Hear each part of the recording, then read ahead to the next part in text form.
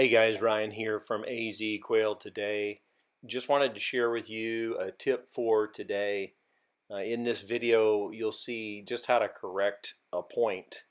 My dog out here in the field is struggled to sit down from time to time in the field, and some people would say that's because I used the sit command in my dog training at home. Others would totally disagree that the dog does not associate that command in the field in doing this and would blame it on perhaps just being nervous or not trained well enough. So anyway, regardless of the reason, here's an easy way in how to correct a point. Just get a little nylon strap, wrap it around the dog's back end, or reset the dog. You can see the dog's working on a pigeon out in the field. Then again, the dog takes a little sit. Again, this is a young dog, about a year and a half old at this point in time. Um, no need for a lot of aggressive training.